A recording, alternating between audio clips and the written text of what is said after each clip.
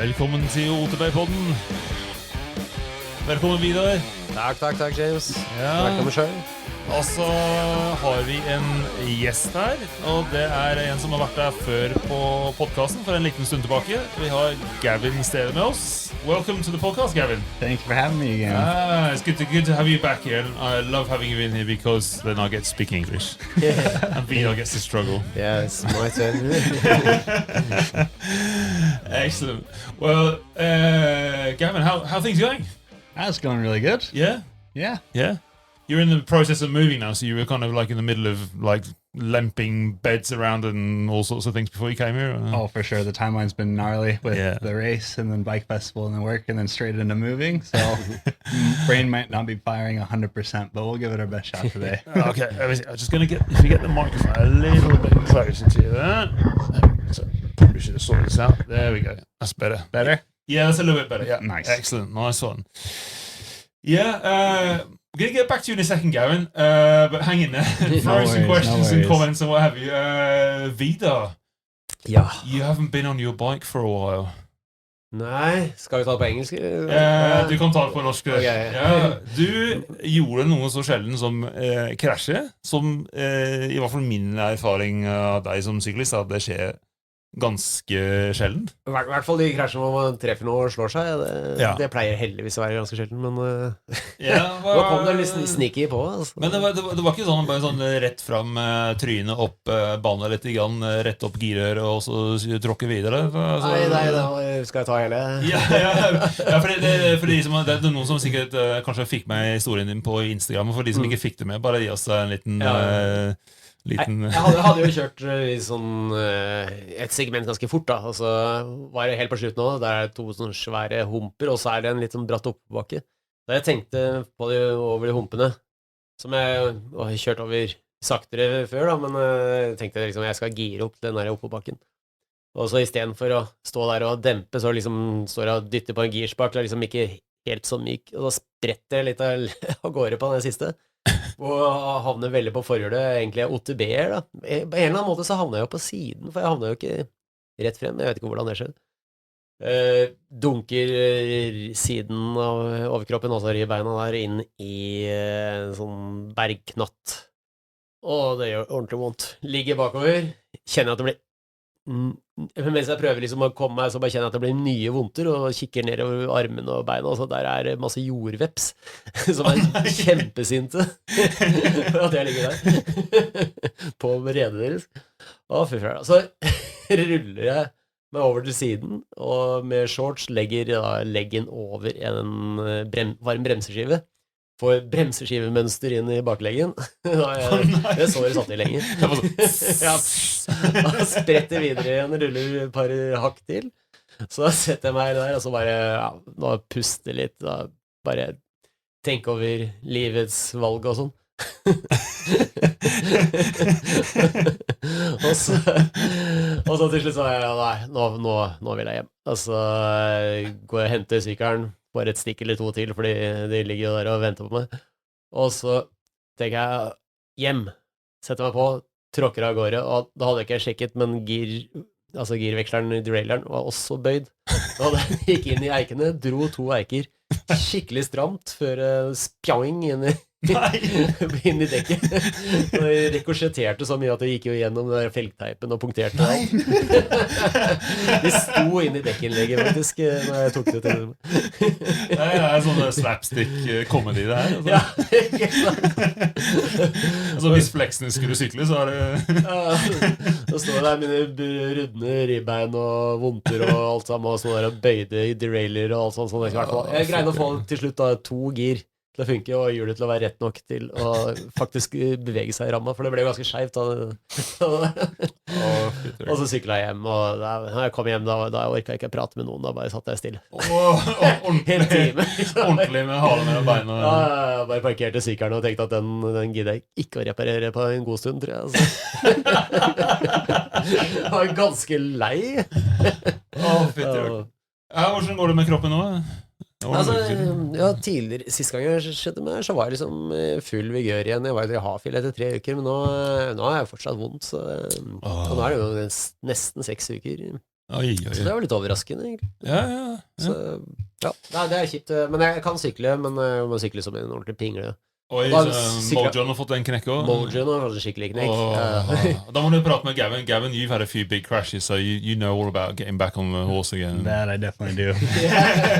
Last time I was on the podcast, I didn't have all my teeth, but this time I do. So That's right. Looking way better this time around. You got all your teeth now. Yeah. Beautiful smile. So you never know. New person. Yeah, a new guest. Wait, have I been here before? Så spørsmålet, hva lærte du av det? Jo, jeg lærte følge med på løypa, selv om det... Altså, det hører kanskje med at jeg faktisk hadde hatt en veldig bra progresjon og følte meg litt sånn uovervinnelig også. Ja. Jeg følte egentlig ikke at det var noe terreng som kunne ta meg, så... Men ta selv det du tror er enkelt. Ta det alvorlig, i hvert fall hvis det er en hump som kan...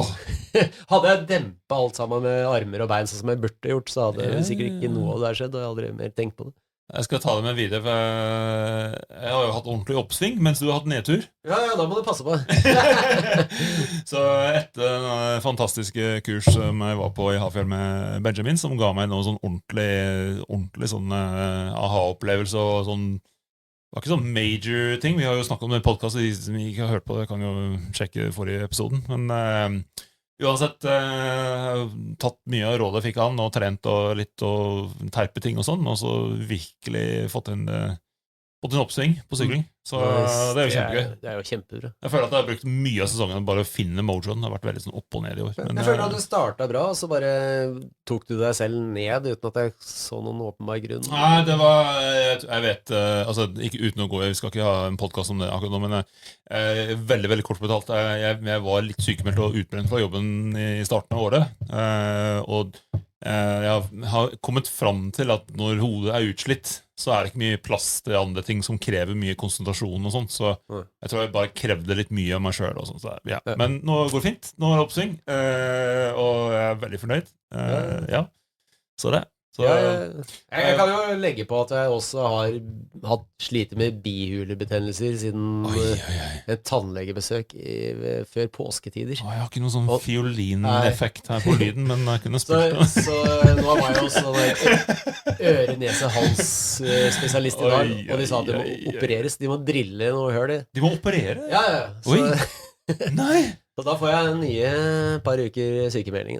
Det er sånn som å bore opp motoren for å få mer ja, jeg skal lage åpningen 4 ganger større. Oi, så jeg skal... Altså, venstre side av trynet mitt er bare helt full av dritt. Så det er ikke noen bihulåpninger på der. Jeg så CT-scannen selv. Oi. Så nå har det pakket seg med uhell, så jeg er glad den første halvdelen av året faktisk var ganske bra da. Men da blir motoren, altså oksygeninntak, det blir som å bytte ut intercoolen på en måte, altså du kommer til å få bare vanvittig mye luft inn i, du får jo syk effektøkning, rett og slett. Ja. Intercooleren, den kjøler jo, kanskje det er det som skjer der? Ja, luftinntaket kanskje. Ja. Men kanskje det blir som intercooler, kanskje det som skjer inni der... Gavin Steder is just going, guys, come on, stop nerding. No, I'm loving it. Ok, nok om det. Og så, Gavin, you weren't at the NM in Drammen this year, were you? Didn't see that? No, I wasn't. Okay. Yeah, you were occupied doing other stuff, I guess, which you're going to get into in a bit. I just very quickly, I was there. I was actually went like by chance to just like go riding basically, and I knew the NM was on, and I thought, oh, that'd be a cool day. We'll go riding, and we can watch some of the riders and stuff. Get there about sort of 11 o'clock, or an hour after they open, and it was absolutely ram-packed with people, and we were just like, what is going on? I thought this was like NM in downhill, and I was like, what? This is wicked. You know, like downhill in Norway. I mean, I don't know how long it's been like that. I mean, obviously it was the NM, so like everyone was there who's, wants to have a go, but it was just so good to see so many people there for a start. I mean, it was like more people than when they have Dram Enduro, it seemed. It was absolutely packed. Did some riding, and we went to watch some of the riders, which was like awesome. Never actually seen like a downhill competition in action before. I've only seen it on telly. So if there's a downhill competition in your neighborhood, get your ass out and have a watch. It's absolutely brilliant. People like all the way down the course, like everyone's going crazy and stuff. And I think the riders, from what I heard when I talked to people afterwards, the riders thought it was amazing as well. Like having just such a big crowd there and everyone cheering and getting on and stuff. So that was pretty impressive. It's good that there is like some public, like people watching and yeah, totally engagement. Yeah, and I felt I was literally there. I think it was like the day. Yeah, it was literally the day after I got back from holiday. So that's my excuse for not participating. But I did stand on the sideline and think, shit, I should have been on the start. Yeah. And I talked to a few people, and that was the other thing. Is like, obviously, there's a lot of really good riders there. I mean, they're all really good riders. Like anyone who basically turns up to a downhill race and participate, you're a good rider in my book. That's amazing. But the levels, obviously, it's from amazing riders like Siemens Mester, who won for the 5th time, down to people who are doing it for the first time. They're literally, their only goal is just to get through, and they're doing all the beelines. Nobody cares. Everyone's cheering them on. It's not embarrassing to do a beeline. And I just stood there thinking, James, you really should have done this. So Vidar, we have to do. Yeah. We have been promising that for 2 years. I know, and all the track was everything is stuff that we've ridden before. Obviously, there's a couple of elements like peak sustain that we haven't done, neither of us. But basically the basic track, we've ridden all of it already. So the pizza stand, I saved it for a race. I thought that I don't have the motivation to just do it for no reason at all. But I think that's also where the bar of entry, people have this wall of oh, if I go to a downhill race, I have to be the gnarliest dude on the track. It's no, but you can literally just show up and just try. Yeah. And the energy of the downhill race is so much fun. Yeah. So even just showing up and riding bikes, it's just it's just amazing. So looks good. Yeah, I'd highly recommend just going and just enjoying and just taking it for what it is and riding at your level, and it's just so good. Yeah, Paul Standel said it to me. So it's don't turn up, thinking you're gonna win. Just don't have it. Just turn up. You're gonna do it. Have fun. And just do it at your level. And if your level is doing the beeline around Pizza Stone, well, that's your level. But I would you're always going to find a section to scare yourself no matter what skill level you're in. Absolutely. And that's the most exciting thing is you do something that you're stoked on and you get high five from your friends from clearing whatever section that you were scared of. Yeah. Dude, that's worth every moment of that. And I think the fact you do a track walk as well, you learn a lot about, line choice and braking points and So we've got to get our shit together either. Yeah. We could do Teresa this weekend, but I can't do it because my wife's away, so I've got to stay home with the kids, and life gets in the way again. Yeah. But I have a valid reason, I think. Yeah, I think you have a valid. That's the whole reason behind breaking these ribs. I don't know. Didn't Greg Menard tape his hand to the bar and race down? I've Just been throwing that out about there. how the pros sometimes just ride with broken everything. I cannot see it happening.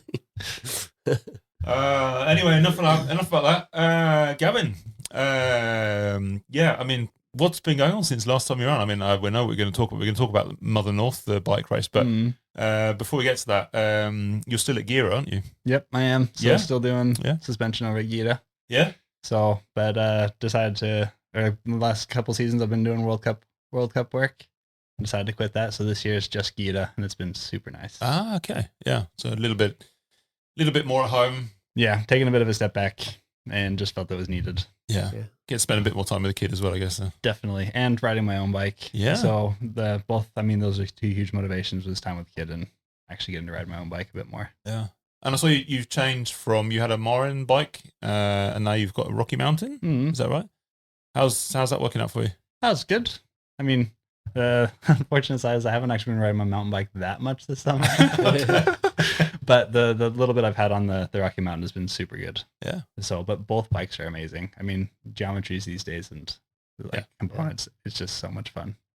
Yeah. So, and we actually got to ride together a little bit at Tractor. Mm. You had a couple of crashes.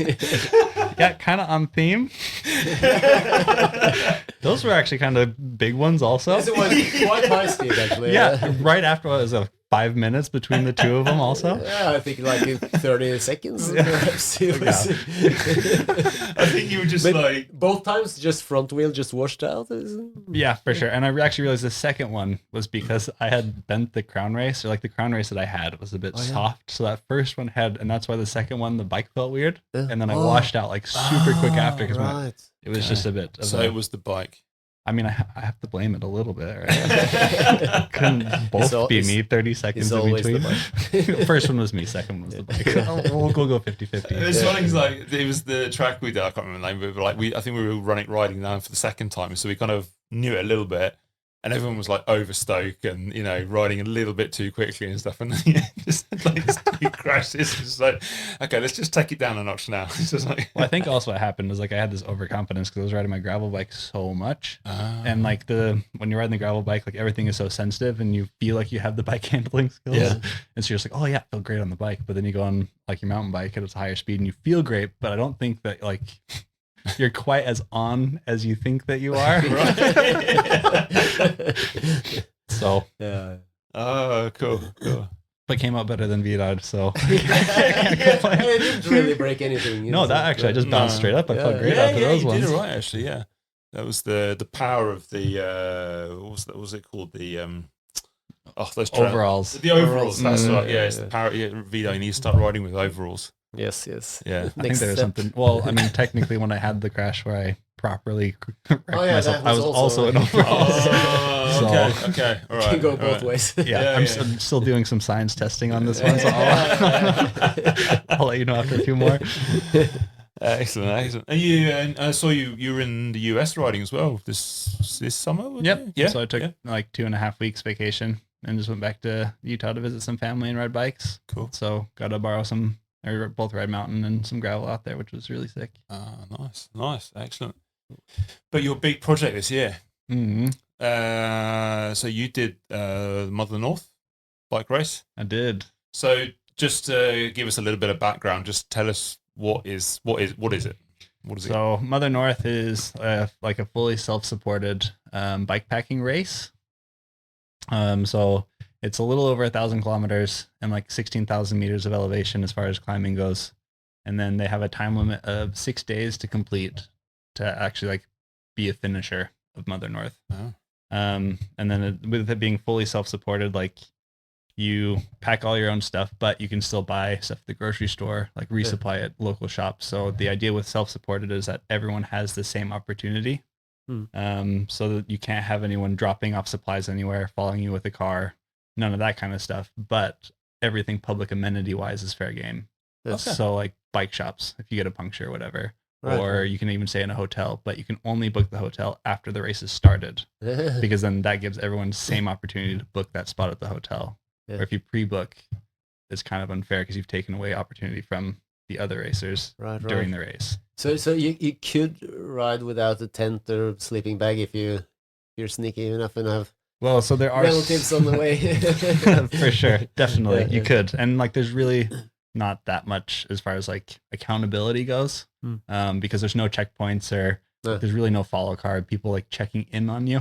But of course, like you want to honor the spirit of self-supported. Like, why else would you do the race? Why would you even be there?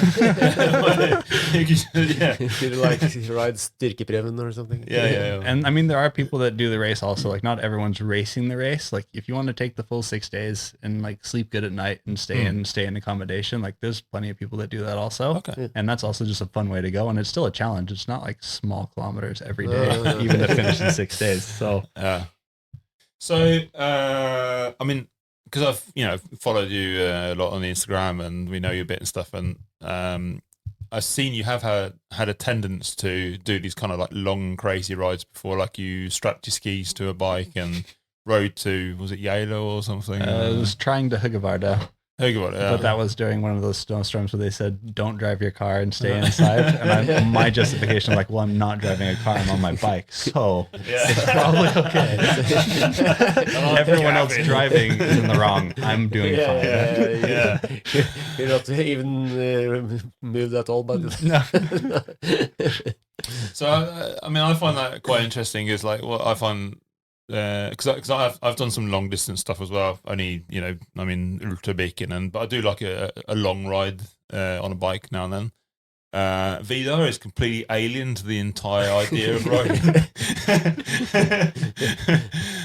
which I find quite amusing. Because you were being kind of like, when I said, let's get Gavin and talk about Mother, just kind of like, Anyway, it's great to have Gavin here. That's true. But just I didn't really know what to ask about Mother North.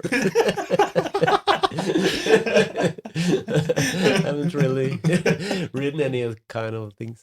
Transmadera was many days. I don't know. Yeah, exactly. But it's not that kind of not that kind of race. Though. Yeah, but there's you put a lot of miles and a lot of hours in Transmadera, so that's fair enough. Yeah. Full days. Yeah.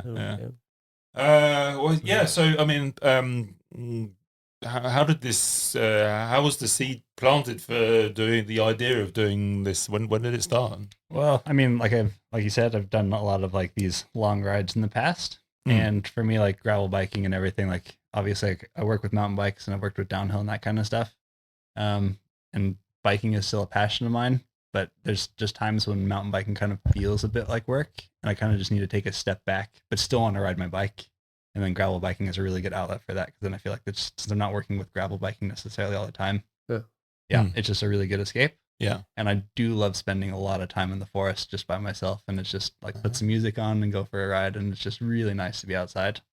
So I've always just tended to do those, and I get these ideas in my head where I'm just like, oh, it'd be sick to put my skis on my bike, go out, and once I get an idea planted, I kind of have to go for it. But the last few years, because I've been doing like wrenching on World Cups and working with like athletes on free ride and that kind of stuff, I haven't really been able to ride my bike like the last 3 years so much. Yeah. And then I was just also in the same place, just like getting super burnt out. Like headspace just wasn't where it needed to be. And so I decided to take a step back, and then found out about the Mother North race, and it was one of those just like, holy shit, I have time this year. I actually have time to ride my own bike, so I'm going to overcompensate for the last 3 years and sign up for the biggest bike ride. Yeah, because you didn't do any similar kind of things that like races as a warm up, did you? No. So the longest ride I had before signing up for Mother North was like 103 kilometers. Okay. So no, not really close. But at the same time, I've done some pretty gnarly winter rides that are like between 50 to 100. Yeah. And if you can pedal in snow for hours, a long bike ride in the summer, no matter how terrible the conditions are, is still better than riding on snow and ice. It might be better to compare in hours on the bike than kilometers. For sure. Because I've had a few winter rides where it was like 11 hours straight, 12 hours straight. Yeah. Oh, wow. That's brutal. But you're going slow, so it's not that far. No. But you're just still dying. Still. And when you sign up for this, is there like a bit of a fight for the spots, or depending on the race? So I found like with Mother North, it's just first come first serve. Yeah. So there was 150 spots, and as long as you just sign up before it's sold out, then you're in. There's a lot of races around where, like there's one that I'm looking at possibly, we can get into more later, in Scotland, where you have to apply. And I feel like that's fair enough. Like the some of these races, you are putting people out like in the wilderness, and a lot of people get really ambitious, and you kind of want to know that you're not putting people out there that really shouldn't be out there. So you kind of want some reference, like, okay, this person's done long rides before, they know how to handle themselves in like the backcountry, and the race, or like if shit goes wrong, the race is going to look bad for putting them in that position. Yeah. So there are certain races where it's applications, and surprisingly enough, there's a lot of people that do these races. So I mean, they're trying to filter out, because most of them I found are sold out. I didn't know there were that many people as dumb as me to like really want to do this kind of stuff, but apparently it's a big thing. What's kind of like the age groups? Like just evenly distributed, or is it like no? Actually, I think it's most people with like midlife crises. Yeah, I was thinking, because even me are thinking that as we get older, it's maybe go more for the distance, because you don't get faster in the short distances anymore. No, I think it's more just like so I signed up without knowing any of this, but I found out later that like I feel like it was like endurance athletes peak around like 40. Yeah. So with endurance, like I think that's also where the tendency is to go into endurance, because like your adrenaline as you get older, as far as like downhill racing, that kind of stuff. Like the consequences are higher, but you still want to ride your bike. And then like if you're into just riding for hours and hours and hours, like you do get better over time. And it's kind of nice to feel good at something. So if you're peaking at 40, 45, then endurance sports is the way to go. And I don't think it like tapers off as much with more age either. Like a 60-year-old can possibly win the competition, but they could be not far behind. Well, I guess it depends. Like I remember, because like I also think with the endurance thing, like there's so much mental behind it. So life experience plays a lot. So as a young person, it's hard because you don't have as much life experience. So it's really hard to push those moments. Like as you get older, you've had a lot of life experience. So then you have a lot of like experience to back up or push you through some of these moments that are really hard to push through in these types of races. So I think there's that to play with it. But like I looked at ultramarathon running as a huge inspiration for a lot of this. And there was that one Australian dude in the 80s who was like a goat farmer who just chased his goats around forever. And then at like 60 plus, he decided to sign up for an ultramarathon run. Like showed up, I don't know if he showed up in rubber boots, but he's just been used to chasing his goats around. And like he had a completely different style. And then he won the race by 50 kilometers. And it was one of those things like, I mean, everyone else is like sleeping at night or like running really fast in the day and sleeping at night, but he just like jogged along, didn't sleep, and then just crushed everybody. So nice. And that was at 60. So I mean, it's never too late. Never too late. It's good to know, actually. Because I've heard that I heard an interview with an ex cross-country ski pro, Anders Aukland, I guess.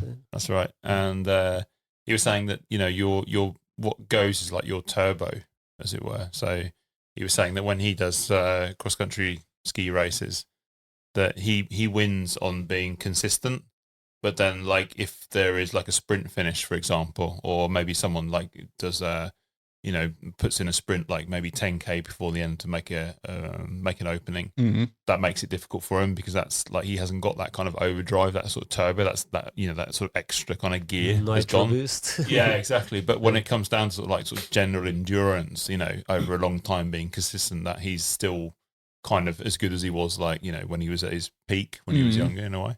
Yeah, well, he was 50 when that interview was done, I think. Exactly. Yeah. I think that's why you see sometimes like the older guys maybe like win Vassaløp or maybe some of the other more sort of extreme kind of. But he was he had already been like for 10 years doing the longer cross-country ski races. But, and then when he said he'll like done being competitive, he was still like top 10, so he just didn't win. So he's not very far behind. So at our level we wouldn't even notice probably that difference. So this ride was how long was it this year? What's the distance? So I know my Strava, it seemed a bit off because mine came in at like 800 and something kilometers, but I had my computer on for the entire time. And like in charge and all that kind of stuff. And I just think it got a bit mixed up because I mean, everyone else had over 1,000. Okay. And I did check the map. I was like, did I skip a section? Like, did I somehow miss 150K? But no, it's the same as everyone else. So I'm not sure what happened, but it was like 1,010 kilometers. Yeah. And then like a little over 16,000 meters of climbing. Did you get one Strava run out of it all? Yeah, so I because that's what I wanted. I just thought it'd be cool to have like one Strava thing for the whole thing. Wow. So you had to like charge it with on the run with like. So I had an external battery pack that I had in the bag. That way I only had to charge it once because I bought the computer that had like the longest battery I could find. That I also trusted. So it's a good job that you got the Strava log, because if you hadn't, then there wouldn't have been any point in doing any of this. No, absolutely not. Exactly. I mean, you have to go back and do it again. I mean, then would I have like? Does it count? Does it even exist? But you don't. Have you tried the correct distance? There's a button in Strava for correcting distance and height, so you could switch between the devices thing or actually just doing the map. Oh, really? Yeah. Oh no, I don't. Maybe get your 1,000.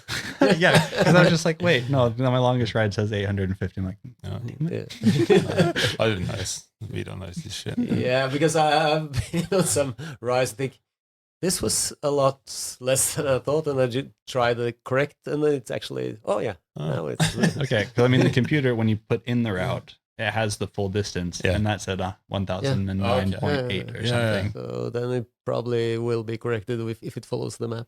Okay, then I'll go click that button and get this sorted. Immediately. You can pause the podcast. I don't know. I was in Hartfield on in the weekend, and I forgot to turn Strava on until I got to the top of the first lift run, and I was like really bummed about not getting those first few. Because that's the problem. But well, it's a different rant. But that's the problem. There isn't a lift serviced Strava mode. Yeah. You should Like, have shuttle mode. Yeah. Shuttle mode, because if you log it as snowboard, for example, it has that, and then you get the height difference that you have traveled downwards. Yeah. And that's the whole reason why I keep Strava on. Just I want to see how many height meters I've done in Hartfield. Because it's a good day, so you shouldn't go below 4,000 at least. But then on Strava, that means you've climbed a lot. So you must be, I mean, you could do this race with your Strava numbers. But it's really not like, it reports the height meters going up, but what I want when I'm in shuttling mode is I want to know the height meters going down. And it is on the Garmin's, it is on the Garmin log in Garmin, but not in the Strava. Just because they don't have have that activity. Maybe we should test Strava training against physical training. Yeah. But what's more effective? I think Strava training is quite a bit more efficient. But I tried logging on the Garmin with the snowboard thing and uploading it to Strava, and then turning it into a bike activity, but then I got 0 height meters because I had only recorded the downslopes. That's worse. That's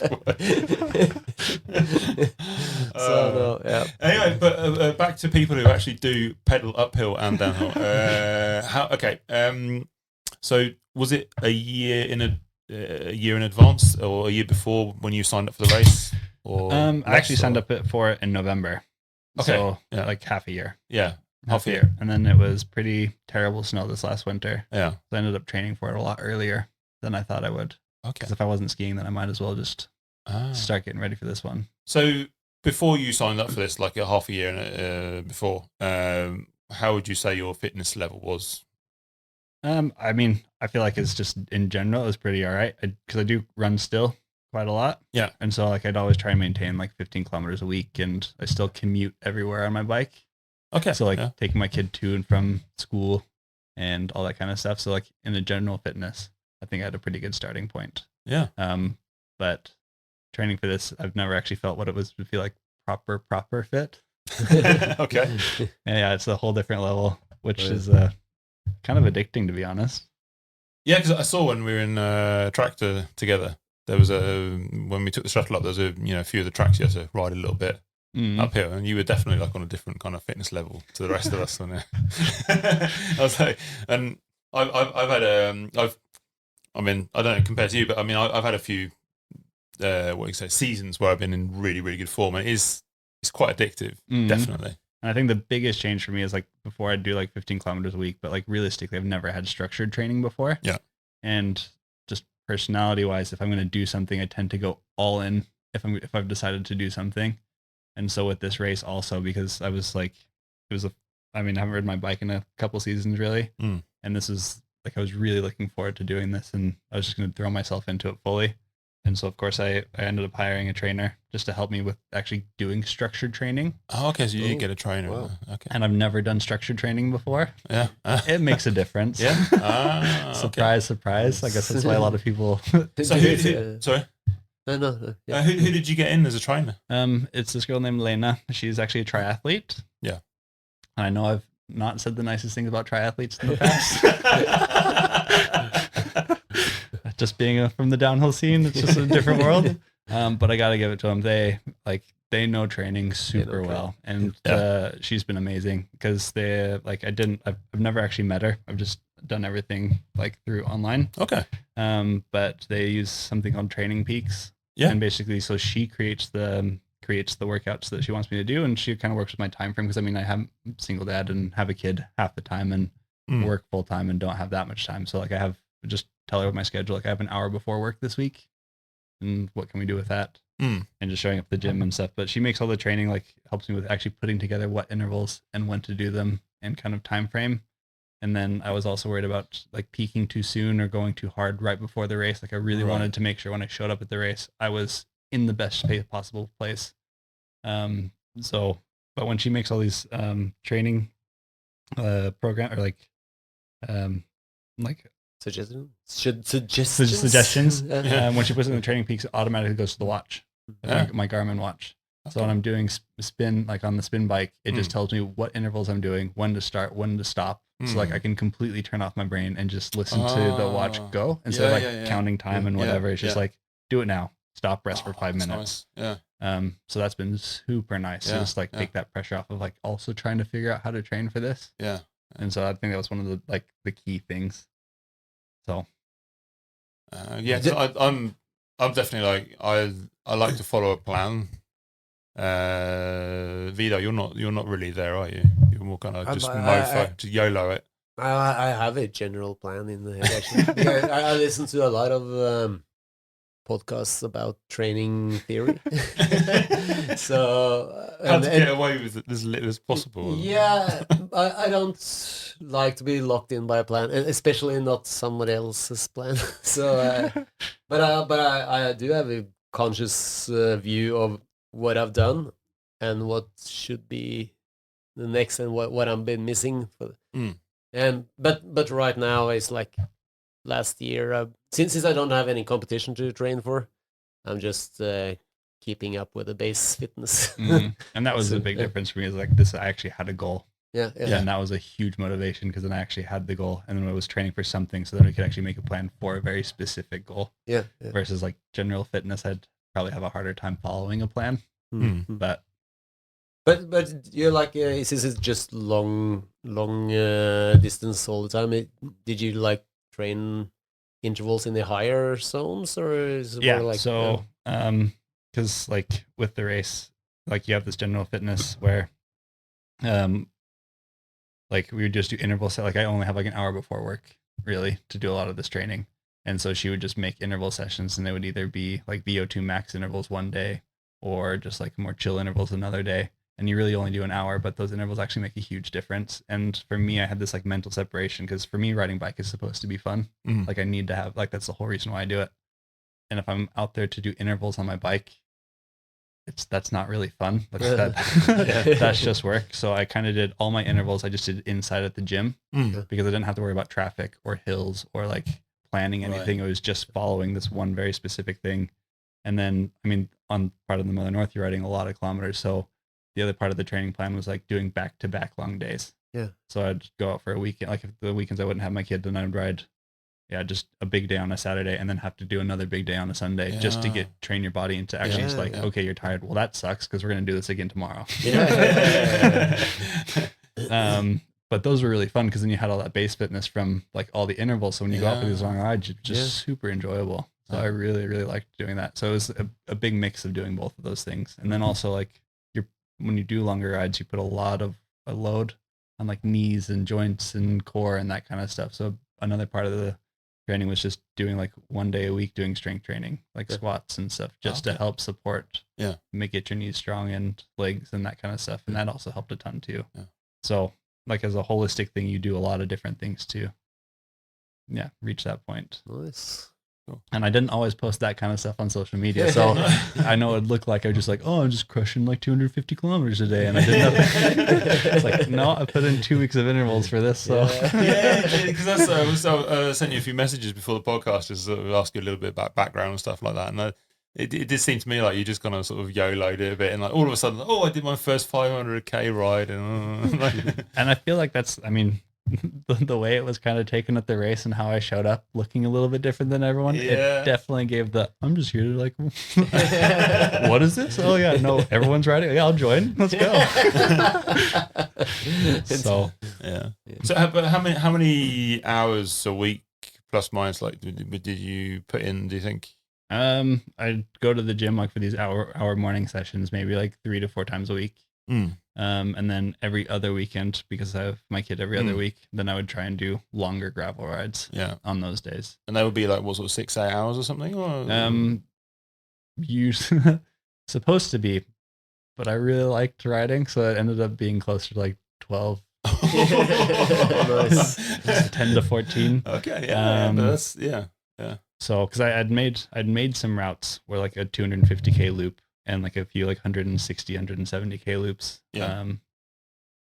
And I mean, the nice thing about living in Oslo is there's so much gravel because of all the forestry. Yeah, it's crazy. And so it is literally one of the best places if you want to just leave your front door and the forest is right there and gravel road is endless. Yeah, I mean, you can ride all the way to Trondheim on gravel apparently or something. I mean, it's crazy. At least to Gjøvik. Gjøvik. Yeah, but I think it's crazy. Because I have one really good route because I have a friend who lives in Flå.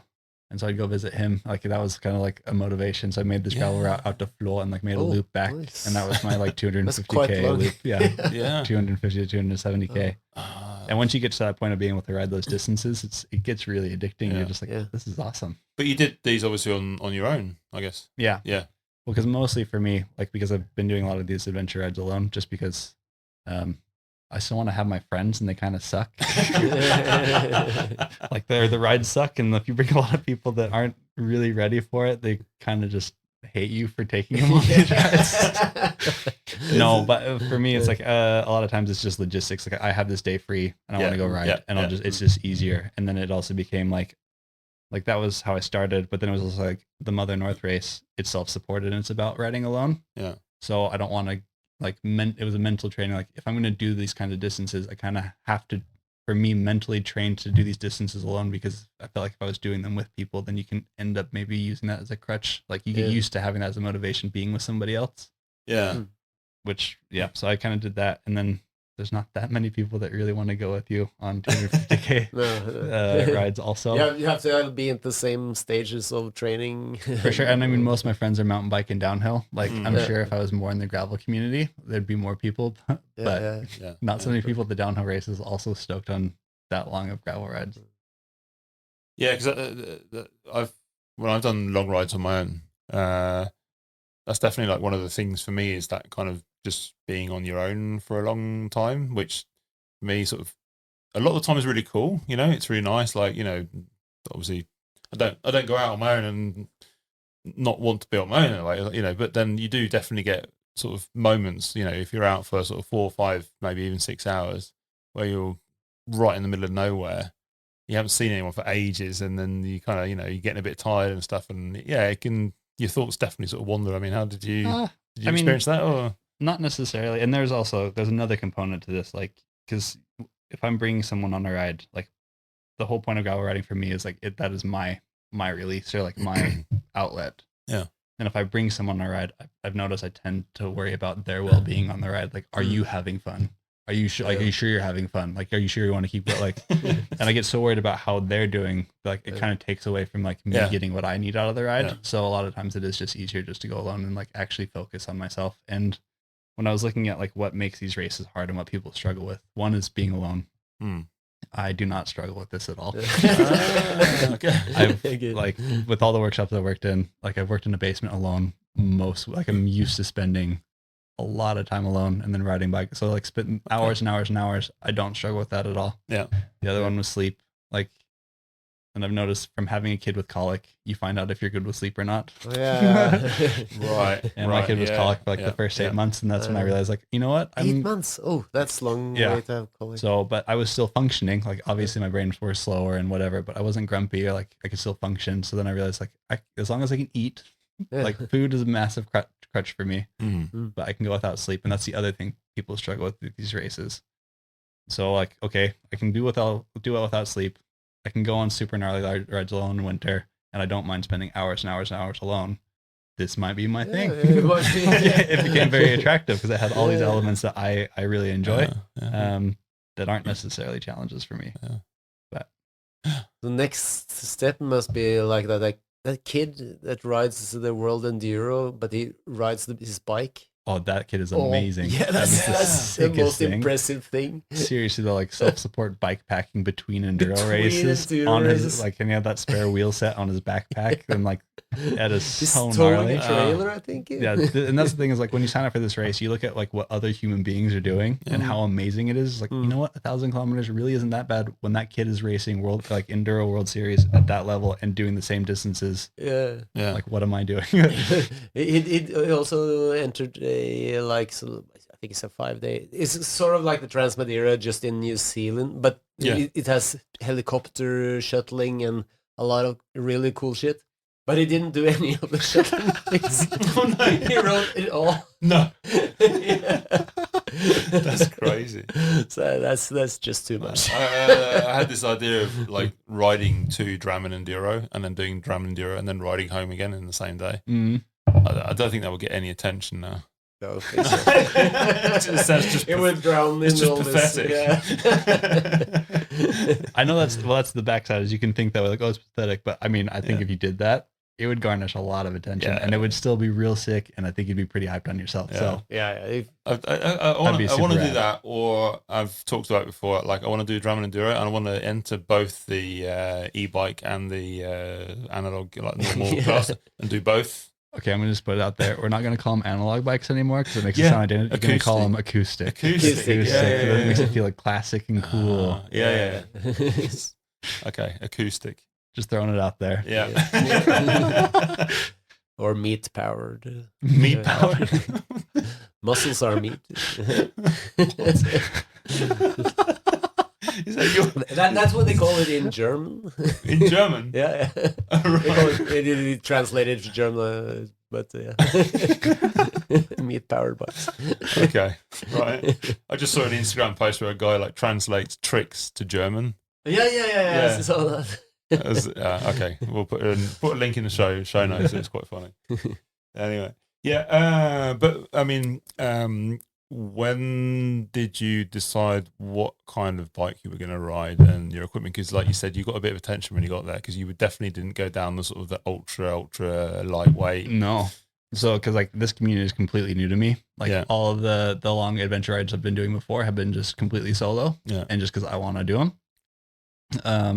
And then when I got in, like when I signed up for this race, like I just kind of felt like, I don't know, I just wasn't getting into bikepacking videos. Like I didn't watch a lot. I watched a lot of ultra marathon running because I loved the mindset that they have behind what they do. And like the whole point of ultra marathon running and like a lot of the reason they do it is like they're just pushing themselves to find themselves, and it's like it is their like mental outlet. So for me, I was just like, that's more important. Did you see the Berkeley Marathon? Yeah. So I watched a lot of those, and that crazy, is insane. Man. That's crazy. And I was just like, if you can tap into that mindset, and I mean, you can do whatever, like you can accomplish whatever you want. And so for me, I was watching a lot of ultra marathon running documentaries more because like I really liked behind ultras. I love the headspace. Yeah. Like I love the mental challenge more than anything else. And I love a good mental, like that's where I feel like I'm also very strong, is that mental side. Yeah. And so I didn't end up watching anything in the bike packing. So going into this also, like it was, since I was doing this completely for myself, even though it's a race, like I didn't look up anyone else who was showing up or pay attention to what anyone else was doing.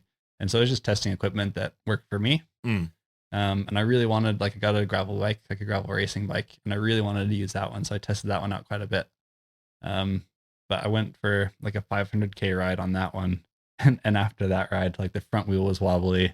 And I was just riding a bit too much like a mountain bike. Oh, right. And being 90 kilos. Yeah. Like, I don't know. It just got to this point where I was like, I don't know if I fully trust this bike. Yeah. And I don't want to be in this race. And like, if you don't trust something, like if it takes up mental space, it's taking up energy. Yeah. So if you can mentally clear your head of certain things, it becomes easier to deal with everything else you actually need to deal with. Like, not if your front wheel is going to be screwing around or whatever. Sure. And so I decided to go for my old trusty, the adventure bike that I have. So it's a titanium, fully rigid 29er. with downhill spec, so it has like the FR 1500 rim, like It's not gonna break. No, has like a 120 drop, like box dropper post on there. Yeah, I saw you didn't remove that for the race, did you? Nope. And that thing ended up being clutch, and I'll tell you guys why in a bit. Okay. But it ended up being this. So I'm kind of hoping next year, I want to see if anyone else shows up with the dropper post, because I talked that up quite a bit afterwards. I did get tempo bars for it. Like I have this nice set of carbon reverse downhill bars on that bike. Yeah. And mounting tempo bars to that, like internally, I was like, no, what am I doing? But it's needed, so we're gonna go for it. Of course. So yeah, it was like full downhill spec, but on the 29er, and I didn't think of anything about it. It was just like I had done rides on this bike, and I knew my numbers, and I knew I could do it, and I put really fast tires on there. So I put some like Maxxis Aspen, the short track ones.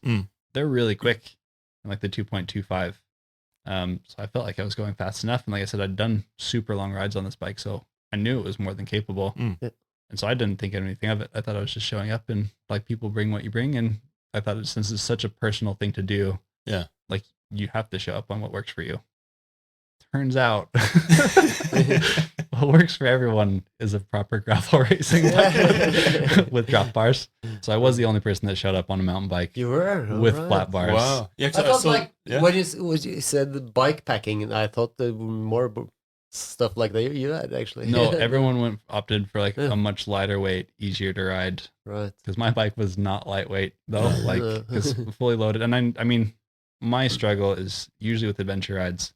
I bring what I want to bring to make the ride more fun. So like, I don't mind packing coffee and Bailey's in an extra hoodie. Like that'll be super nice. Like weight doesn't matter.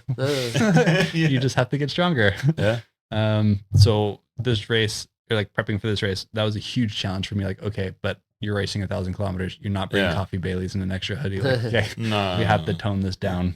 So I ended up, but I mean, still ended up being a fairly heavy setup, but I'd ridden like every training ride I did it fully loaded. So I was riding with that weight and knew what it would be like. Right. So I was prepped for it. So what did you take with you? I mean, I know you had a pair of Crocs.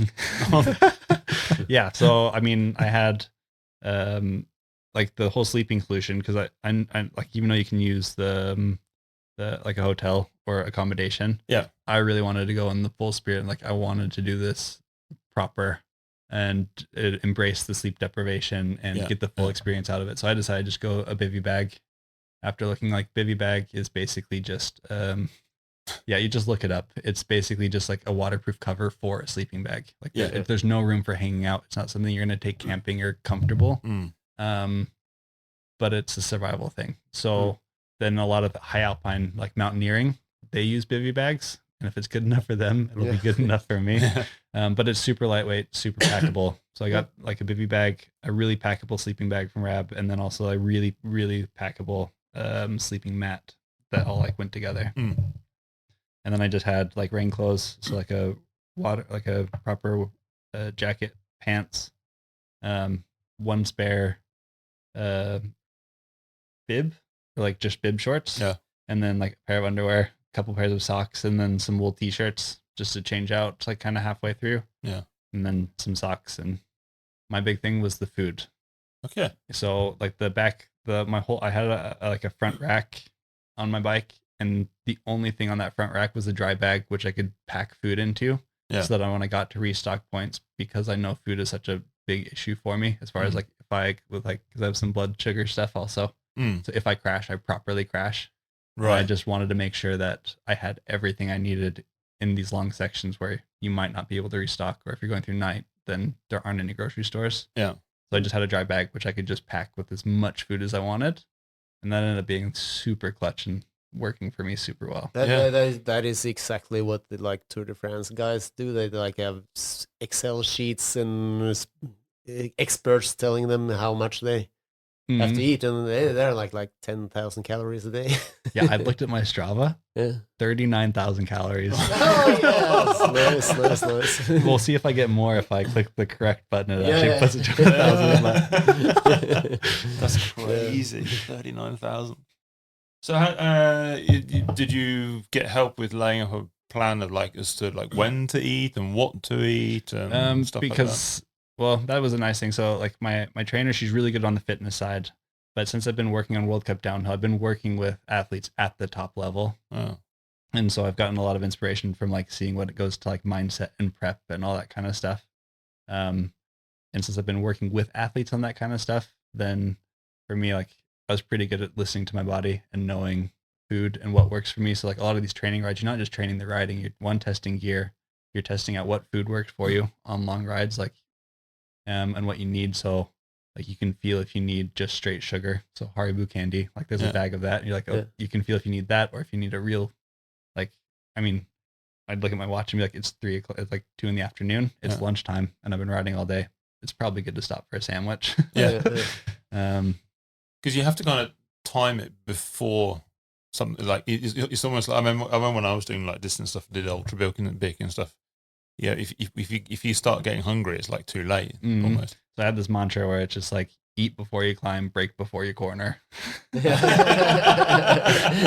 rules. The preemptive is everything. Because you got the course, you don't get that until is it like the day before start or something? Or? No, so you actually get it like a month before. Okay. Yeah. So you do get a little bit of time. You get a time, okay, and then they are super nice. Like when you get the course, they also kind of give you a cheat sheet, because a lot of the people that are racing are also international. Yeah. That really don't know, like grocery stores and everything change from country to country. So like getting a cheat sheet with some tips on what's available in each town. Yeah. And village you stop through. So they give you this kind of list. So I printed that list out on a piece of paper because I knew that if I wanted to, like, if it was raining, it sucks to have your phone out. Yeah. So I printed this list out on a piece of paper and then wrote, or like kind of underlined each stop I want, like where I wanted to stop. Yeah. How many kilometers it was between each stop, what time I would think I would get there in relation to my goal. And then what I wanted at each stop. So like where to restock and all of that kind of stuff. And I wouldn't necessarily call it a plan. I use it as my decision-making roadmap, because then if you got to a certain point at a certain time of night, you knew how long it was to the next stop. And then you can make that decision, like, can I ride there? Yeah. Do I need to stop here? Or like, how important is each thing? Yeah. And that ended up also becoming a really clutch tool for the actual race. Good plan. Yeah. I bummed out on that massively when I was in Spain riding last year. We did a long ride and we started a little bit later than planned on the second day. And then we got to a village and we did like a morning coffee and a bun. And then my friend Stian said, "Oh, should we have lunch?" And I was like, no, it's lunch. No, we'll go to the next village. And he's going, I was like, no, but it's not that far. Looked on the map and it's like, I don't know, an hour or something. And then we get there and it's like siesta time. Like everything's closed. Yeah. So that's easy to forget about Spain. And so then we had like just ride on, and then it was like a lot of climbing, and like 3 hours later, and a really kind of like pissed off riding buddy. Good plan. Yeah, and I know that like a lot of people didn't necessarily have a plan because plans change, and that's why I wouldn't call the sheet necessarily a plan. It was just a decision-making roadmap more than anything else. And then it also put me in relation to my goal, so I knew if I was behind or ahead of schedule where I wanted to be. Yeah. Not that was super important, but it just helped me along the way that way, and that was super good. So what was your goal? Well, originally when I signed up for the race, it was to just do it in 4 days, like average like 250 kilometers a day, and then have enough energy to enjoy the ride. Yeah. Like I said, winter was kind of a terrible winter, and then had some like just personal stuff that ended up happening. And since gravel biking is such an outlet for me, like I was super lucky to have this race to then just use this as an outlet for all this, like some personal stuff that was going on early in the year. Yeah. So I was training super hard, and then I got to a point where I just thought 4 days is a bit too realistic to have a goal. Like I was feeling really good about it. Yeah. I was like, but if it's that realistic, it's not that much fun to work towards anymore. And so then I looked at what the winner had done the previous year, and he had done it in like 58 hours and 38 minutes. Yeah. So it was basically like right at 2.5 days. I was like, all right, what would it take to actually do it in 60 hours? Like a 2.5 day marker. Yeah. And then on some of my rides, and I was putting up numbers, I was just like, you know what? If some things align, I could actually manage this in 60 hours. And then that felt like a proper goal. So then I was training like I was going to hit it in 60 hours. So that ended up being the goal, was 2.5 day. Okay. Yeah. 2.5 day ride. That's pretty heavy. I mean, because I wasn't sure as well, like, because you ended up doing in, what was your final time? 3.5. So it was like 82 hours. Like I remember what it was like, 80 hours or something like that. Yeah. Can't remember. It was right under 3.5 days. Yeah.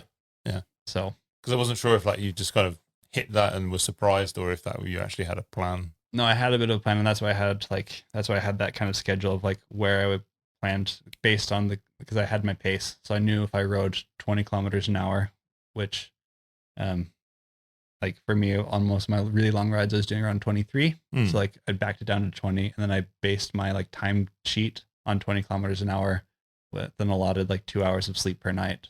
Yeah. And that's why I was saying like that decision making roadmap would put me or tell me where I was in relation to that. Wow. So I also knew that was a lofty goal, which was the whole point. Yeah. And I wasn't dead set on like if I didn't reach my goal, I wouldn't feel like I had achieved anything. Yeah. It was like just as long as I put everything out there, that was the most important thing. Yeah. Wow. So, but I also like working with athletes too on that high of a level. I've gotten a really good insight to see what it takes to compete at a really high level. Yeah. Mentally. And if you go to a World Cup downhill race or a Rampage or whatever, every athlete that shows up knows they can put a winning run down. They know it. Yeah. Like the confidence is so high. Like if you have to believe in yourself, and if you don't believe in yourself, you're never going to reach that goal. And so like I'm still fully convinced that I could have reached 60 hours if some certain things had gone a little bit like more my way, as stars had aligned or whatever. And I even did like a mental thing because I figured you had to have kind of accommodation when I get finished with the race. And so it's like I believe in myself. Like if I don't prove to myself that I believe I can do this, then I'm not going to do it. So I ended up booking accommodation for finishing within 60 hours. Oh, really? So I booked accommodation for actually finishing after 60 hours because I'm like, I have to believe in myself that much. Wow. Yeah. Nice. As like a mental thing. Oh, that's pretty cool. So, I mean, obviously you had like almost no sleep. So how is that experience? What happens? I mean, so I actually end up like having these types of goals also. Like I didn't want to show up to the race to learn how I would do riding through the night. So that was the other plan, is like, for prepping for these races, you have to like be realistic with yourself. What walls am I going to hit? And one wall is the sleep deprivation thing.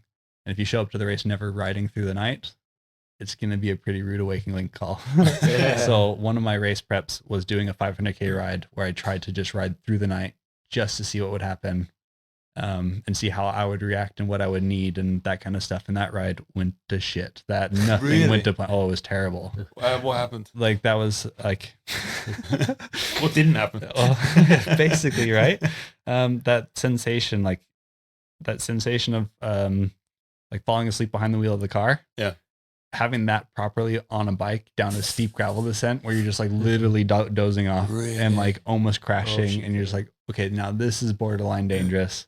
I need to find a stop, like just stop and just find a place to crash. Wow.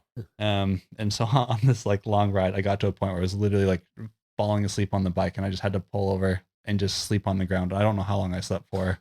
And then I kept going, and then there was a long, steep gravel descent, and it was also the same thing, just like dozing off, almost going off trail. And I just found like, because it was also super windy that day. Yeah. I was like, okay. And then I found a bus stop near Huggevarda, because that was like, yeah, it was like a sheltered bus stop. So I ended up just sleeping in that bus stop for a while also. Yeah. And then after that ride, because the problem on that ride, it was on Sunday during a holiday, so no grocery store was open. So I didn't have any iced coffees, like no caffeine whatsoever to combat this sleep deprivation. Yeah.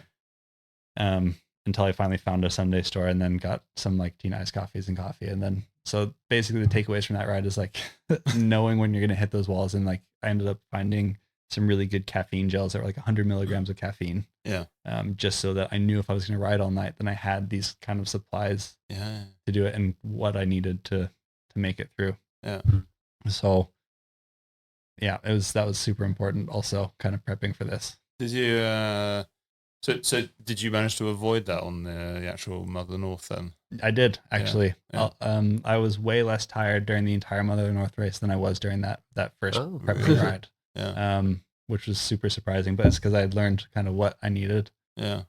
So, and that was like, so my original time plan was I was going to have to spend 2 nights. If I was going to do it in 60 hours, I had 2 nights, and I had allowed myself 2 hours of sleep per night. And I remember riding to that first night and thinking like, if I don't try and ride through the night tonight, even if it backfires massively, I'll feel like I've left something on the table, and I'd rather ride through the night now and just put everything out there. And just see how it goes. And so I just like put on this really sick drum and bass playlist and just pumped tunes. And that was the best night ride I think I've ever had. I just like found this extra zone and was just jamming super hard. And I got like, the nice thing about the surprising thing about the race is I didn't know that you could follow it on like this dot watcher thing. Yeah. And so I just put this link out there like, oh, follow me or whatever. Yeah. I didn't realize people were going to get so into it. Like watching where I was going. Like, so I just kept getting like tons of messages from people like hyped, and like it became like so watching on this dot thing was actually really sick. And so I was apparently in like 17th place going into that first night. And I came out of that first night in 10th. Nice. So apparently I was passing the sleeping beauties, and like this drum and bass playlist at night was just clutch. It did backfire a little bit going into that second day. I didn't quite combat the sleep deprivation super well. So I did ride really slow during the second day. And then we were also going through that mekkeproff, which is like a lot of cattle. I don't have any experience with cows. I just distrust them, and they're bigger than me. So I don't know what they're going to do. No, you actually don't. They're usually quite friendly, but they also kill people. Yeah, exactly. Right? I feel like it's just so, but I figured when you have an animal that big, I'm not taking any second chances. No. So there was a lot of times going through that where it's just like cattle were in the road, and this was something I was really unprepared for. And so I was just like trying to get them to move or like hike around. And like, I spent so much time basically avoiding cows. That second day, I lost a ton of time. Were they really there? Or were you hallucinating because you were so tired? No, these cows were real. These ones were real. The hallucinations were definitely a real thing also. Really? Oh, massive. Oh, tell us about that. I mean, because watching all these like ultra marathon documentaries, like you're ready for hallucinating because that's just part of the experience. So it's not like it's scary or anything because like you're fully prepped for it. Basically, your brain's just so tired it's trying to fill in blanks as you're going along, and like it's just creating things out of nowhere just because it's trying to comprehend what's going around you, and it's not fully functioning enough to do it. So there was like a lot of things where like if there was a rock or a stick or something solid in the gravel road, like when I was riding up to it in my head, you could just see it either like teleport down or it looked like a bug or something, or a bird flying down and landing in the road. And then you get closer, it's like, that's a stick. No, that's always been there. That clearly did not come out of the sky and just like land in the way. That's literally been there the entire time. I've experienced that too. When in the army, it was like hell week, we call it, yeah. And we're marching through the night, and I saw like trees and were like characters suddenly, but that was the hallucinations. But also when you talked about almost falling asleep while you're riding, because I noticed that like every 10 minutes, the sky flashed, and then after it happened a few times, I started noticing it also coincided with the knees getting like soft.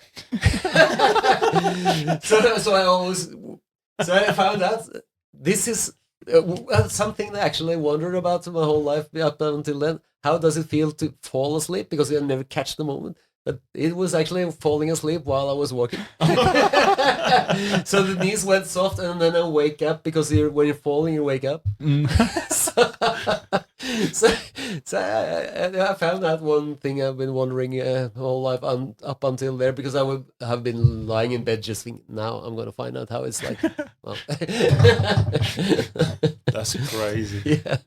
I mean, the hallucinations do get more intense as you go on. So like there was points near like you're like riding past like farmhouses and stuff, and I remember riding up like, and there was like this gated driveway, and riding up to the gated driveway from far away, it looked like the two pillars on the side of the gate were two people watching someone work.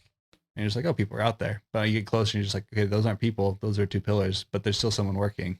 But then you keep riding, and then you like bike past it, and there's nobody there. And you're just like, okay. So like that was just all in my head the entire time. That's crazy. Like, you're just fully prepped for it because you just know that you're in that space, and like that that's going to happen. And you don't get scared, like no, because I mean, since you kind of know what's going on and you're pushing that hard, it's not unexpected. Yeah. So it's just. But you didn't have any problems with like anxiety and stuff. No. Like I said, I'm really good at spending a lot of time alone. Yeah, I was gonna say. So for me, that wasn't so bad. And another personality trait is I'm super stubborn. Oh right, okay. And it works really good in the workshop also, because like you get these problems that I can't stop until I fix it. Yeah. Well, apparently that's a really good thing on these long bike rides also, because you just don't give up. No. Yeah.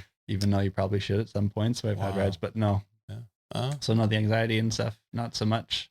So apart from the sleep deprivation and hallucinating and the fact that you're like riding and you're naked and everything, like what was like the biggest, did you get some, punctures, problems, not just the mental, but, also the actual sort of technical problems. And so the weather wasn't so good either as well. Apparently. Oh, the weather was crazy. Yeah. Oh, the weather, that was one of the first times I've ever been scared of conditions on a bike in summer. Wow. Like, 'cause obviously winter's a bit of a different thing with frostbite and whatever, but in summer, this is like one of the first times I'm like, I don't know if this is properly safe. And like just have to take some safety calls, because there was one section when we were coming down from Hemsedalfjellet, and you have to ride down Hemsedalfjellet with like trucks and everything. Yeah. And that section, it was blowing wind so hard and pissing rain.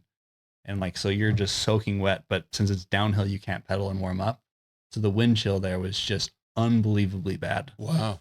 And you're just freezing. And I finally got all the way down to Hemsedalfjellet, where you get to that roundabout and you have to make it like a left. And I got there, and then I got crosswind, and I like almost got blown into a semi, like just one of those big trucks. Yeah. And I was just like, okay, I needed to go collect myself. And luckily there was another racer that was actually not far behind me. Yeah. And she had the same problem. Yeah. And so she was, so we saw each other and we just dipped into the bathroom. Like there's that public bathroom there, and just like using the hand dryer to like dry gloves and just try and warm up and like figure out like, what are we doing? Like, do we have to, are we sleeping in the bathroom tonight? Like, is that the safe call? Or do we keep going and actually have a dry space, like pull out your phone and look at the map and see what the next section's like and all that kind of stuff. And it's probably one of the grossest things I've ever done. You did sleep in the bathroom? No, but it was a survival move, because like you're looking around and like, okay, trying to figure out what you're going to do next. And I mean, there's the trash there, and the trash has a trash bag.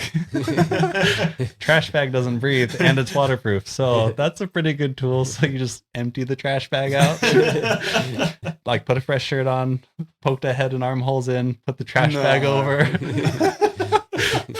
Feel really bad for the person cleaning the bathroom, but like I really needed that trash bag in that moment. And then put my rain jacket over the trash bag and had that extra like layer for that next section out of the Hemsedalfjellet. Because we decided, like, okay, we looked at this section, we're off the major road, it'll be fine. So we just kept riding from there until like I got all the way to Lardalen, where I knew that's when like the two biggest climbs back to back were going to start.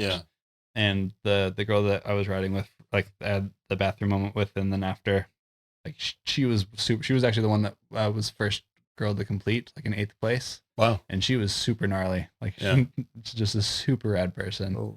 But she decided to ride through the night and just ride up the first climb. But since I'd ridden through the first night, I knew I needed to sleep that night, so I took my 2 hour 2 hour sleep break there before the next climb. How did you feel when the alarm went off and you had to wake up after 2 hours?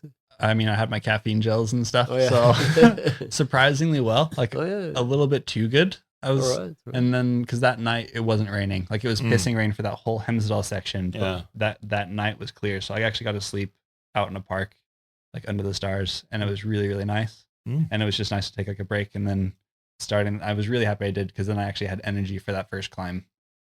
And going up that first climb, I felt great. The sun was out. I was like, oh, this is awesome. Until like halfway up that climb, then the storm really came in, and then it was blowing super hard, like 20 meters a second up at the top of this plateau. And like that climb was brutal. It was like, because on my computer it shows the gradient of the climb, and it has a color. And when that color is just red for the entire thing, and it tells you how long you have left, it's like you have 1,100 meters left to go. And it's just like, oh no. You get to the top of that, and it's just a plateau, and it's just blowing wind like crazy, like to the point where like that plateau is slightly downhill, and good downhill in some sections, but you just aren't moving unless you're pedaling, because that headwind is so strong. And so you pedal through that, and then you end up in Flom. and then you have to pedal up Lolavayan after that. Oh yeah, so, and I mean, I did have one puncture during that like whole like cow section. Yeah. Like a front puncture. So I ended up changing that puncture, but it ended up haunting me again so up the Lolavayan section, it is also just like pissing rain, like no dry clothes, just blowing 20 meters a second, like trying to get up to Finse. I get another like slow front puncture.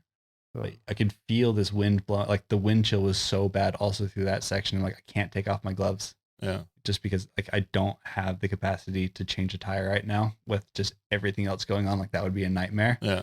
But since it was a slow puncture, I'm like, if I just crank super hard, because I know that they do rental bikes in Finse. Yeah. If I crank super hard, so my tire is just slowly getting softer and softer, and you can like pedal and just blowing wind, and you're just giving it everything to try and get to Finse. And then this is where like it felt dangerous because like Finse is really exposed, and there's like some really steep sections there. After doing like the massive climb up there, I remember like leaning into the wind, like on this like wooden bridge, just leaning into it, and then it stops, and so then you just like dip over, like because you're leaning into it, so then you curve over. That was right on this wooden bridge where it was just like the stop. I'm like, okay, no, you have to actually be like super careful because it can go really wrong real quick. Yeah. And I remember just doing everything I could to make it to Finse. And then finally getting to Finse and making it there. And then I get into the workshop and I'm like shivering and I've got my bike and I'm just like, can you fix my puncture? Please. And the guy's just like, yeah. And he's just like, oh yeah. And being a bike mechanic, I don't remember the last time I've ever, or if I've ever paid someone to fix a flat before. I'm not a bike mechanic, but I never paid someone to fix a flat. But the guy was just like, oh, like, yeah, it'll be 200 kroners or you can do it yourself. And I was just like, read the room, man. Like, I'm freezing cold. I give you 10,000. I don't care how much it costs. Just like, please fix this for me.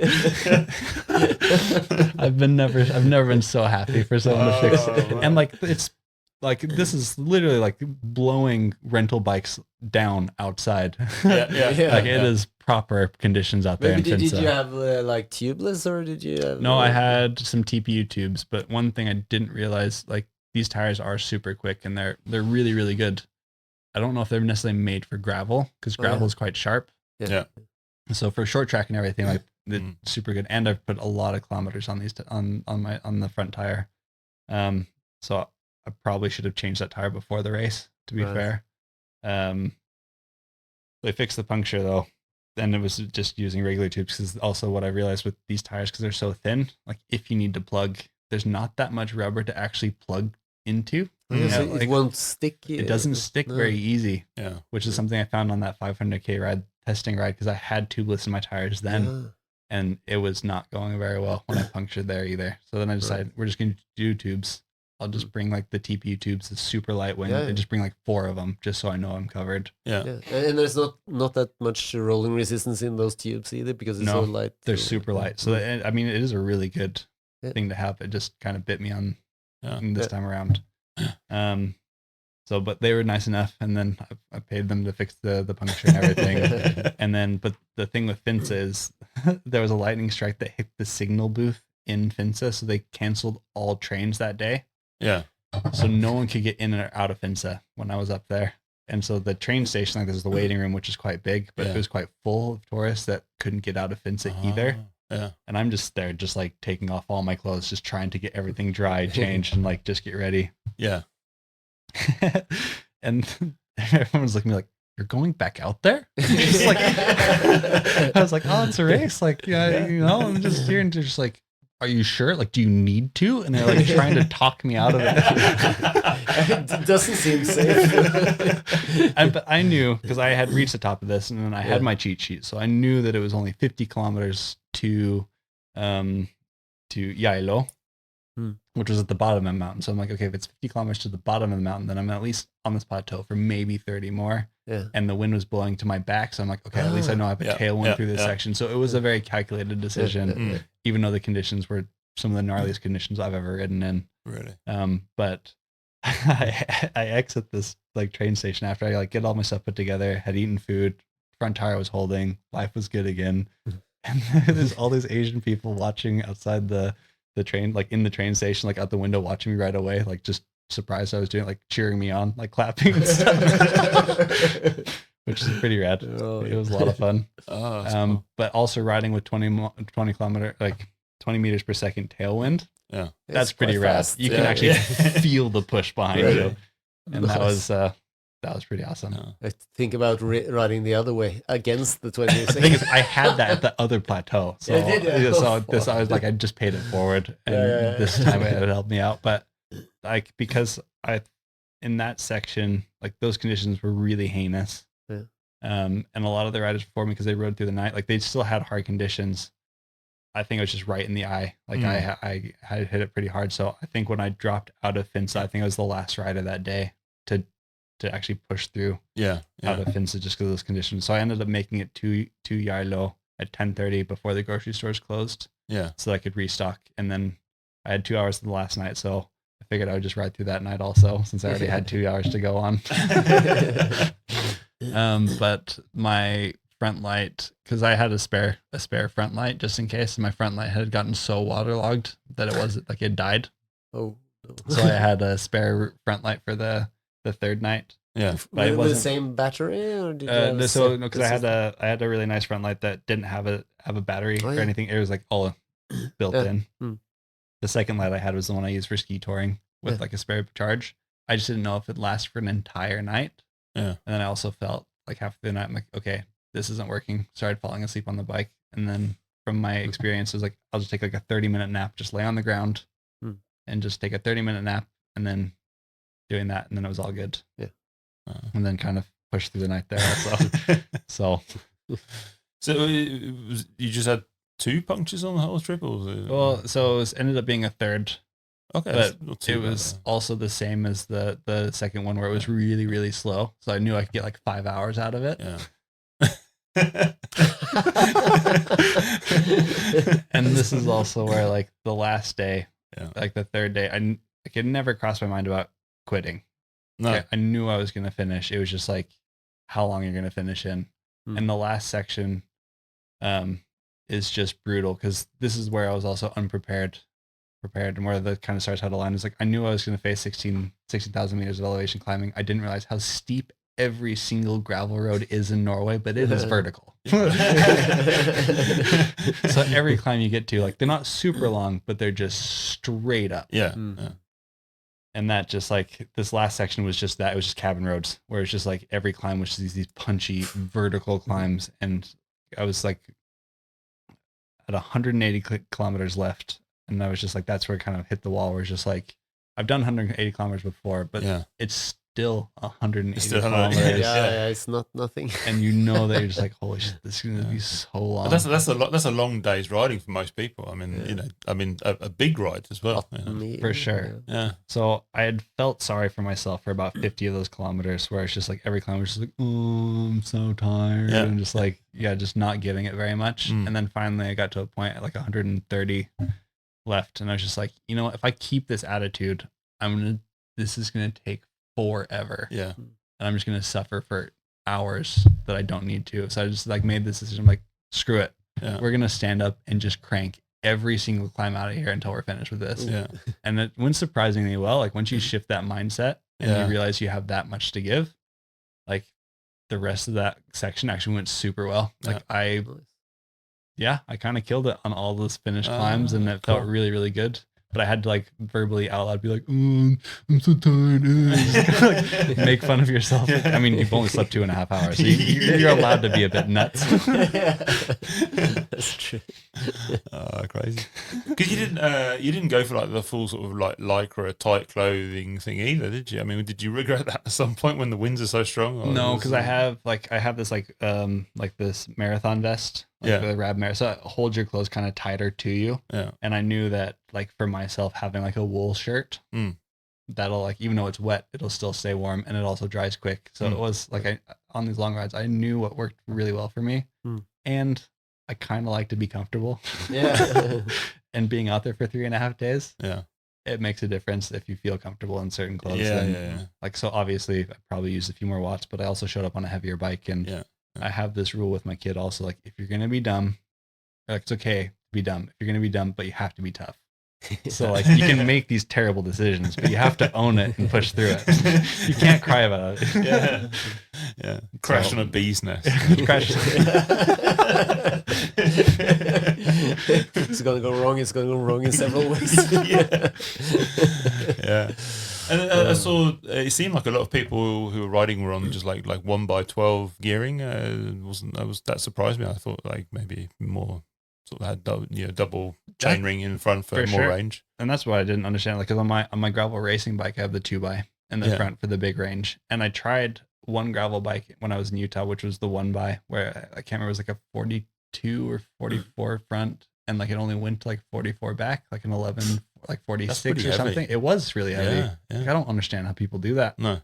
So that's why I thought the 2x on the gravel. But so on my bike, I had I bumped it up to like a 36 chainring in the front. Yeah.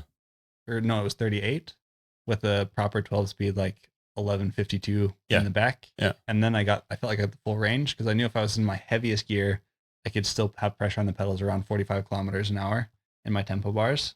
And in the lightest gear, I could still climb all those really steep. So I felt like I actually had like a full range of the cassette. But yeah, I guess also with the dropper post, that was super clutch. Tell us about the dropper post. I mean, you have the tempo bars, which is super nice, because with the headwind also, then you can actually ride in a position where you don't feel the headwind as much. Yeah. Because you're in that tempo position. And I was playing to my strengths with the flat bars, because I knew with flat bars, I could be really dangerous on the descents, because of the bike handling skills for mountain biking and everything. Like, you can just go. Yeah. And I mean, the dropper post gave me all the seat positions. So like on the descents too, if I really just wanted to chill out, I could actually just drop that post and sit back and actually take a break and just relax a bit for some of these descents. But you can also get in the most gnarly aero position. If you drop that post and get in the tempo bars, like you are so low. I've heard other like gravel racers find out that once they put the like dropper post on it, like they can get so much more aero. So at the first, like on the first day, because I had shown up with this bike that was different from everyone else, and it got a lot of attention. But the first restock stop was a Sunday store that closed at 5. And I actually managed to make it there before 5, but a lot of people like didn't. I didn't realize. Yeah. We were all just like, I was sitting there with some of the other racers at this first stop. This guy looks at me, he's like, "Are you the dude flying on the flat bars?" I was just like, I don't know about flying, but I got flat bars. It was like, no, the first gravel descent, like it was just, Nice. and apparently I was in my tempo position with the dropper post, just like, and like with the bike hand, like just going for it. Yeah. And apparently it was, it got some attention. So, and that's also where this bike was kind of fun, because like if I had done poorly in the race, people were like, "Oh, that idiot with the heavy bike." Yeah. But because I did pretty well. Yeah. Because you ended up in 12th? 12th place. How many? Congratulations. Thank you. Of how many was it? Well, I mean, the race was sold out at 150. Oh, but I think 12. like only 120 or 125 started or something. Yeah. But, wow. But there was, I saw there was quite high up on the list then. I felt pretty good about it. Yeah. And I looked at like, because that's also where like the top 10 people, I got a lot of attention from them, because I mean, like you share a lot of moments on the race also with them, and doing it on a completely different bike and in your own way and still actually performing. Nice. People were pretty hyped also to just see someone doing it slightly different. And I went to a social after, like the day after I finished. They had a social for everyone that had already finished or hadn't finished and were in town. And it was just fun seeing all those people and like, I mean, just getting hyped. Like you just kind of feel like a war veteran. Like we all went through the same shit. Nice. Mutual respect, and ended up getting a lot of really cool context, and it was a lot of fun. So when you finally like roll into the finish line and you're done and stuff, I mean, I've heard people who do like Ironmans and stuff, they're almost like a little bit empty. Like then you would some people you would expect them to sort of like lie on the floor and start crying, and just go completely nuts. And other people are just kind of like Aslak Mørstad. He said when he's done some extreme stuff, he's just kind of like he's done. He's like, yeah, okay. He's not so happy to finish because he likes to be on the go. Yeah. But how was it for you when you? I was actually in? pretty all right. I was really like, because I had been cruising on the bike for 3.5 days, 2.5 hours of sleep, and I was just like, oh, that was awesome. Yeah. Like obviously my legs are smoked and my knees are just like, you need to stop now. And like, because I had walked, like there was a lot of sections where these steep gravel climbs and I could just feel my legs didn't want to go. Yeah. The best thing to do was just get off the bike and walk like 500 meters just to shake the legs out. Yeah. Okay. And then Change it up. just to change it up and just, get whatever. Yeah. And then get back on the bike. And if you did that, then you could go. But because you're walking a lot of steep gravel climbs, like the muscles in the front of your shins were just on fire. Yeah. They were so painful. Yeah. So obviously I wasn't like fresh by the end of the race, but No. I was doing a lot better than I thought I would, to be honest. And I was just kind of hyped and just stoked. And I mean, just to take it in, but I mean, the brain fog is massive. Yeah. Like, and so I felt bad because like a lot of people were sending me messages, but I couldn't really look at my phone. Like I was just so tired and like, Yeah. I mean, there's also just focus and everything just isn't there for a couple days. So And I was gonna say, because you didn't just like, I mean, you finished and then you went to sykkelvesker. yeah, I mean, That's crazy. Sykkelvesker was one of those things where like, I love that festival. And when I knew I was going to be home, like that was high up on my list of places I want to go. And then earlier in the year, I saw on the calendar, I'm like, oh, if I finish in 4 days, Sykkelvesker is that weekend. So second motivation. Yeah. And me being me and being like, this is a great idea. It has to happen. The first thing I did is I contacted the festival. I'm like, I can work that weekend. Like, do you want suspension clinics and stuff? No. Just to not give myself a second out. So I knew that I had to give a suspension talk on the Friday and on-course suspension clinic on the Saturday. And then my friends were nice enough to like bring all my mountain bike stuff up and like all my other gear. Yeah. So yeah, no, it was just such a good idea. And it was also one of those, like, I get to ride all my bikes in the same week. Yeah.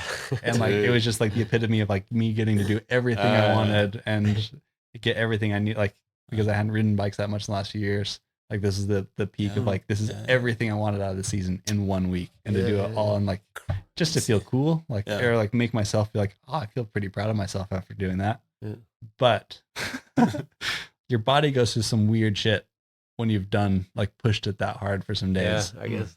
So you swell up massive. Like my hands, my wrists, my feet look like my mom's when she was pregnant, just like fully waterlogged. Like it was, I mean, it is kind of super gnarly. So one unexpected thing at Sykkelvesker, because I had so much waterlogging in my ankles. You're going through these technical sections, you can just feel your ankles jiggle up and down. Like, they're just so waterlogged. You can feel the water in your joints, just balloons of water. Like just like feel like you have balloons of water strapped to your ankles. You can just feel it, and it's just like it doesn't hurt, but it's just like that's weird. I don't like it. Yeah, it's basically your muscles are like destroyed, and it's it's because in some cases you can get this thrombosis where you actually get like it's like a, what do you call it, potential, like, you know, inflammation. Yeah. So it's kind of, Okay. Well, probably just wait to know about that. Well, I'm good now, so it clearly worked out, but yeah. Oh, that's cool. So I've got to ask, did you use flat pedals or click? I did use clips. You use clips, but I used my DH pedals just to be on theme. So no, but on my adventure bike, because on my adventure bike I have like the proper HT DH pedals, just so that I don't have to use, like if I'm using it for commuting, I don't have to have clips. It has that bigger surface area, so it's kind of like a combi pedal, but more robust, but better. So I had those pedals with my So how would you, like, I mean, if you would sum it up, I mean, what you've obviously had a few weeks to sort of digest all the feelings and emotions and whatever you went through. I mean, has this like changed you in some way, or? I mean, it's like it kind of just brings a whole level of confidence, and like you realize how far you can push yourself and what you can actually do. And like, I mean, it was hard, but it didn't feel like it was just like, oh my God, I've reached my limits or whatever. It's like, no, like kind of got more to give. Like I'm pretty hyped on that. And so you start, like, it opens your eyes to like, okay, well, what else can you do? No, I don't know. It's in a lot of ways, it's super humbling as far as like seeing how far you can push yourself and finding yourself and all that kind of stuff. No, but it's also because I've heard from some people, like, you either hate it or you love it. Yeah. And you get addicted. And I definitely feel like I'm that addicted addicted side of side. it, yeah. So it's more like there will be more adventure type of races in the future. for sure. Yeah. I've already started looking at like, because that was one thing I started talking to my trainer and some of the guys from like there was this group of Scottish guys from that came to race the Mother North this year. And they were the coolest group of dudes. So I was just like, oh, I want to be friends with all those guys. And luckily, they were also hyped on my bike. So then, we kind of clicked and swapped information. But all the thing was like a lot of the top 10 guys, they do these all the time. Yeah. And so I kind of felt it was like this. Since this is my first experience into it, it was kind of fun, kind of being amongst these people that have a lot more experience than me with It's this. sick that you like came in the like you're almost top 10 and those guys are like doing it all the time. That's what it's like for me. It was just one of those just like kind of like moments where just like you're really proud of yourself, like you've actually achieved something, worked something for it. So in that way it was definitely changing. I definitely feel like a different person afterwards. But I can definitely see myself doing a lot more, because they had also invited or like told me about one race in Scotland and like seeing how I did this race. They told me it's like this Highland Trail 550 mile. Yep.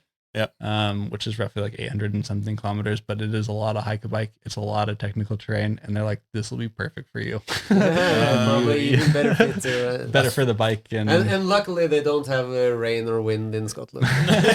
No, never rains in Scotland. So, but they told me I should apply to that one and sent me the link and everything, and they're also going to apply. And I have to apply by November 15th, I guess. So I'm definitely going to apply for that one. That's in May next year. Oh, nice. So we'll see how that goes. Wow. And then I also have that in the back of my head, like it would be kind of sick to build on this. And I know that there's that other Norwegian, other ultra one, the Midnight Sun, or whatever it is. So in the back of my head too, it's like if I can, because those are like a month apart. Yeah. And I mean, I've done now Mother North, and I know I can do it. So like, if I do the Midnight Sun and Mother North back to back next year, that would be a pretty big achievement also. And maybe try and do like a top 10 in both would be pretty sick. Now that I actually have these experiences to build on, also as like a next goal. That's kind of like back in the day, like if you did Ultra Birken on Friday and then you did Birken on Saturday, that was like really gnarly. You're just gonna like, look at these guys go, yeah. But there was one guy who rode to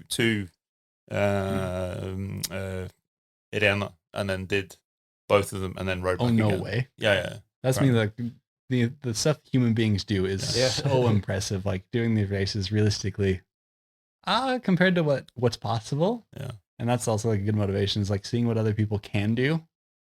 Realistically, you can like train for these types of things. Oh, it sounds cool. Vida, are you tempted to do any long distance stuff now? I don't know. But in a way, I'm more into long distance stuff on cross country ski. Yeah, because you do pretty long cross country. Yeah, and that's mostly because it is the cross country skis aren't that exciting. So you can just as well go long. It's exciting for me because I like fall over all the time. Yeah, you're in quite a bit of danger all the way. I am with you on that one. I'm terrible at cross country. Like, you give me the smallest, so I'm like, this is the most exciting thing I've done all year. Yeah, exactly. Like, They are quite unstable. I never know when I'm going to fall. Like, I've seen you just fall on the flat ground, just suddenly in skating. Yeah, I did a lot of skiing in the winter because I was getting into the skating thing, and I didn't have one ski trip or one without a crash. Straight on the face. Like if I was to go mountain biking and I knew that like every mountain bike ride I would crash, I would stop like I would stop riding. And it's not like soft crashes on cross country skis either. I saw him, he like just like bang, like face straight into the snow, like no hands before. And it's like cross country snow. It's hard ice. It's really gnarly. It's not as soft as it sounds. Yeah. Yeah, I'll take backcountry skiing any day over cross country skis, personally. Absolutely. Yeah, no, but for me, it's also the thing that I can do while my family is on holiday. We are in the mountains, and I have time to do it.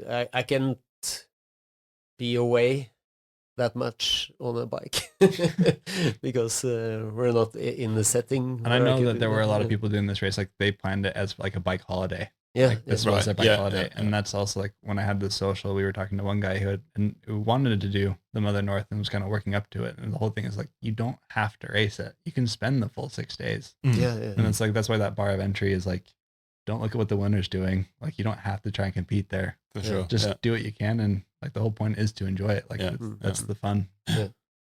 So, cool. We got a couple of questions that came in. Benjamin Plaisance, he wants to know, how do I set up my shock? So completely non-related. I feel like you just take a tip out of the BMXer playbook and just lock it out and ride it hard. I felt his bike when we were in Amsterdam, and I don't think he knows how to set up his shock. No? It just felt terrible. Okay, yeah. But he can ride. And you can pop, so I don't know, maybe I'm missing out on something. That's where that BMXer background is. It doesn't matter what the shock does. You're going to be able to pop and ride no matter what. Yeah. Larsen Stoltenberg, he wants to know, do you shave your entire body for maximum aero? And if not, did it cost you the win? I think he has alternative motives. I think he really just wants to know if I shave my butt or not. Seeing the loose clothing, no. Yeah. And Sickle Martin, he wants to know any good stories about cows, but we kind of covered that already. So. Actually, so he knows, and that's why he's asking. Because okay, so there's more. There is one instance where I was just like, I was in this section and there's like this big group of cattle, and like there was baby calves and stuff, and I was just like, I know with animals you don't get between the calf and the mom. Yeah. So like, golden rule there. Yeah. It turns out there was also a bull there, so he was trying to get real frisky with all these cows and stuff. I was like, I am not messing with these. Yeah.